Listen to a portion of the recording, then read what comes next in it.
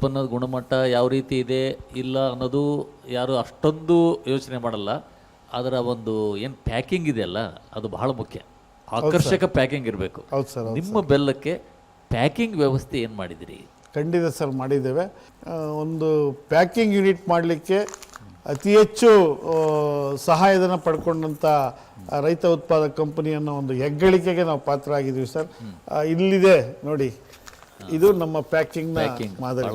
ಯಾವುದೇ ಮಲ್ಟಿನ್ಯಾಷನಲ್ ಕಂಪನಿಗಳಿಗೂ ಪೈಪೋಟಿ ಕೊಡ್ತಕ್ಕಂಥ ಒಂದು ಮಾದರಿ ಪ್ಯಾಕಿಂಗ್ ಇಟ್ಟಿದ್ದೇವೆ.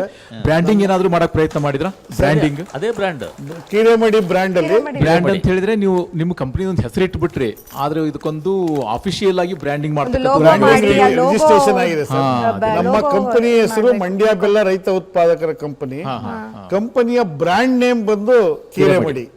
ಇದು ಕೂಡ ರಿಜಿಸ್ಟ್ರೇಷನ್ ಆಗಿದೆ. ಕೇಳ್ತಾ ಇದ್ದೆ ನಾನು. ಜೊತೆಗೆ ಕೃಷಿ ಇಲಾಖೆ, ಕರ್ನಾಟಕ ಸರ್ಕಾರದ ಕೃಷಿ ಇಲಾಖೆ, ಅದರಲ್ಲೂ ಕೆಫೆಕ್ ಮತ್ತು ನಮ್ಮ ಮಂಡ್ಯ ಜಿಲ್ಲೆಯ ಕೃಷಿ ನಿರ್ದೇಶಕರು, ಜಂಟಿ ಕೃಷಿ ವಿಶೇಷವಾಗಿ ಅಶೋಕ್ ಸರ್ನ ನೆನ್ಕೊಳ್ಳೇಬೇಕು.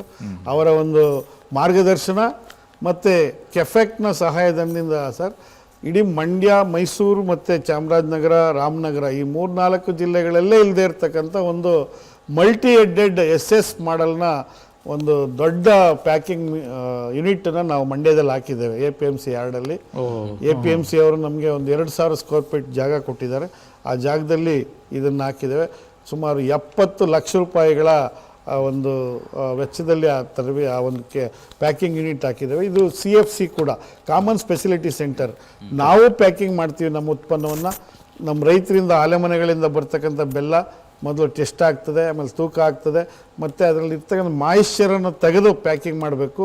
ಅದಕ್ಕೆ ಸೆಲ್ಫ್ ಲೈಫ್ ಇರಬೇಕು. ಅಂದರೆ ಬಹಳ ವೈಜ್ಞಾನಿಕವಾಗಿ ಮಾಡ್ತಾ ಇದ್ದೀವಿ. ಡ್ರೈಯರ್ ಇದೆ, ಆಮೇಲೆ ಪ್ಯಾಕಿಂಗ್ ಹೋಗುತ್ತೆ. ಒಂದು ನಿಮಿಷಕ್ಕೆ ಇದು 30 ಪ್ಯಾಕೆಟ್ ಒಂದು ನಿಮಿಷಕ್ಕೆ ಬಹಳ ಒಳ್ಳೆ ರೀತಿಯ ಕೆಲಸ ನಡೀತಿದೆ.